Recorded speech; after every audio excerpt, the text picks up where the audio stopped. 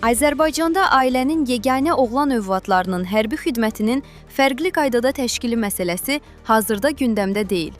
Xəbərlər.net bizim mediaya istinadla xəbər verir ki, hərbi ekspert Ədalət Verdiyev Modernaza açıqlamasında bildirib ki, bu məsələ nə parlamentdə, nə də aidiyyəti dövlət qurumlarında müzakirə olunur.